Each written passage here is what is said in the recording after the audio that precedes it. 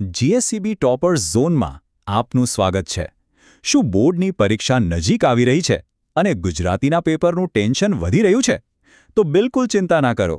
તમે એકદમ સાચી જગ્યાએ છો. આજે આપણે ગુજરાતીના પેપરમાં સારામાં સારો સ્કોર કેવી રીતે કરવો એની એકદમ પાકી રણનીતિ જોવાના છીએ. તો કેવી ચાલી રહી છે તૈયારી? જોરશોરથી કે પછી થોડી ઢીલી? અમને નીચે કમેન્ટમાં જરૂરથી જણાવજો. તમે ગમે તે સ્ટેજ પર હો, આ વિશ્લેષણ તમારી તૈયારીને એક નવું લેવલ આપવા માટે છે. ઓકે, તો ચાલો ફટાફટ જોઈ લઈએ કે આજે આપણે શું કવર કરવાના છીએ. સૌથી પહેલાં વાયરલ આઈએમપીઝ જોઈશું ગદ્ય અને પદ્યમાંથી. પછી લેખન વિભાગ પર ફોકસ કરીશું, ત્યારબાદ હેતુલક્ષી પ્રશ્નો અને છેલ્લે પેપર લખવા માટેની કેટલીક ખાસ ટિપ્સ. ચાલો શરૂઆત કરીએ સૌથી વધુ માર્ક્સવાળા વિભાગથી. ગદ્ય અને પદ્યના જે મોટા પ્રશ્નો છે ને, એ તમારા ઓવરઓલ સ્કોરને જબરદસ્ત રીતે વધારી શકે છે, તો આના પર ખાસ ધ્યાન આપજો. 2 માર્કના પ્રશ્નોમાં તમારે પાત્રની ખાસિયત અને વાર્તાના મુખ્ય મુદ્દાઓ પર ફોકસ કરવાનું છે. જેમ કે શ્રીમદ રાજચંદ્રની યાદશક્તિ કેમ અસાધારણ હતી, અથવા તો જીવલાની દાનત શુદ્ધ હતી, એ કઈ ઘટના પરથી ખબર પડે છે? આવા પ્રશ્નોના જવાબ માટે તમારે પાઠને બરાબર સમજવો પડશે. હવે આ સ્લાઇડ પર ખાસ ધ્યાન આપજો. જે રેસનો ઘોડો પાઠનો પ્રશ્ન છે ને, એ બોર્ડની પરીક્ષામાં ઘણીવાર પૂછાઈ ચૂક્યો છે, અને તો પાક્કો કરીને જ જજો. 3 માર્કના પ્રશ્નોમાં તમારે પાઠનો ઊંડાણપૂર્વકનો સાર અને લેખકનો સંદેશો પોતાના શબ્દોમાં સમજાવવાનો હોય છે. જુઓ, આ ખાલી એક શબ્દ નથી. આ ઢેલ ઘોડી પાઠનું હૃદય છે. જ્યારે તમે જવાબમાં રેવાળ ચાલ જેવા ખાસ શબ્દોનો ઉપયોગ કરો છો ને, ત્યારે પેપર ચેકર પર એકદમ અલગ જ છાપ પડે છે. એમને ખબર પડે છે કે તમે પાઠને ગોખ્યો નથી, પણ સમજો છે. સારું, ગદ્ય પછી હવે વારો છે પદ્યનો. કવિતાના પ્રશ્નોમાં તમારે કવિના દૃષ્ટિકોણને સમજવાનો છે. કવિ શું કહેવા માંગે છે, એમનો ભાવ શું છે, એ સમજવું બહુ જરૂરી છે. જેમ કે ચાંદલિયો ગીતમાં રાત્રિનું વર્ણન કેવું છે, આ બધું સમજીને લખશો તો પૂરા માર્ક્સ પાક્કા. ઓકે, હવે આવે છે એ વિભાગ જે તમારી ટકાવારીને ઉપર લઈ જઈ શકે છે, લેખન વિભાગ. આમાં તમારી ભાષા પરની પકડ અને તમારા વિચારોને રજૂ કરવાની કળાની કસોટી થાય છે. ચાલો જોઈએ આના માટે કયા ટોપિક સૌથી મહત્વના છે.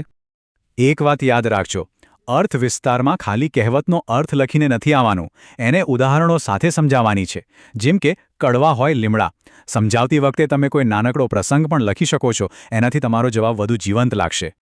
આ જે વિષયો અહીં આપ્યા છે ને, એમાંથી એકાદ તો પૂછાવાની પૂરી શક્યતા છે. ખાસ કરીને ઓનલાઈન શિક્ષણના લાભાલાભ અને આજનો વિદ્યાર્થી કે પરીક્ષાર્થી જેવા વિષયો તો પાક્કા કરી જ લેજો. અને હા, આવા જ બીજા આઈએમપી વિષયો માટે જીએસસીબી ટોપર ઝોનને સબસ્ક્રાઇબ કરવાનું ના ભૂલતા. ચાલો, હવે સમય છે આપણા રેપિડ ફાયર રાઉન્ડનો, એટલે કે ધુરંધર ક્લાસનો. આ વિભાગ એટલે રોકડા માર્ક્સ. આમાં એક પણ માર્ક્સ જવો ના જોઈએ. આ એ પ્રશ્નો છે જે તમને મેરિટમાં લાવી શકે છે.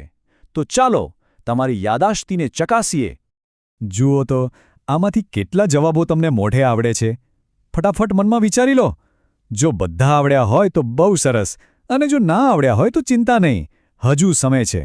પાઠ્યપુસ્તકનું એકદમ બારીકાઈથી વાંચન તમને આમાં પૂરા માર્ક્સ અપાવશે. દોસ્તો, જવાબ આવડવો એ એક વાત છે, અને એને પેપરમાં સારી રીતે લખવો એ બિલકુલ બીજી વાત છે. ચાલો હવે આપણે એ ટિપ્સ જાણીએ જે તમારા પેપરને બીજાઓ કરતાં અલગ અને વધુ પ્રભાવશાળી બનાવશે. આ પંક્તિનો અર્થ બહુ ઊંડો છે. સમય વીજળીના ચમકારા જેવો છે. ક્યારે હાથમાંથી સરકી જશે ખબર પણ નહીં પડે. એટલે જેટલો પણ સમય છે એનો પૂરેપૂરો ઉપયોગ કરી લો. અત્યારે જ મહેનત કરવાની તક છે, એને જવા ન દેતા. એક વાત મગજમાં ફિટ કરી લો.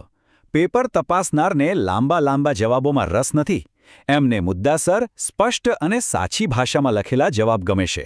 એટલે પાના ભરવા પર નહીં, પણ જવાબની ક્વોલિટી પર ધ્યાન આપો. જે પૂછ્યું છે બસ એનો જ ચોક્કસ જવાબ આપો. તો આખા વિશ્લેષણનો સાર શું છે? મોટા પ્રશ્નો પર ફોકસ કરો, લેખન વિભાગને મજબૂત બનાવો અને તમારા જવાબોને સરસ રીતે રજૂ કરો. જો આ મહેનત તમને ગમી હોય તો જીએસસીબી ટોપર ઝોનને લાઇક અને શેર કરવાનું ભૂલતા નહીં. તો હવે તમારી પાસે એક મજબૂત પ્લાન છે. રાહ જુઓ છો? નીચે કમેન્ટમાં મને જણાવો કે તમે સૌથી પહેલાં કયો ટોપિક તૈયાર કરવાના છો. પરીક્ષા માટે તમને બધાને ખૂબ ખૂબ શુભેચ્છાઓ. તમે ચોક્કસ સફળ થશો. અને હા, આવા જ માર્ગદર્શન માટે ચેનલને સબસ્ક્રાઇબ કરી લેજો. આવજો.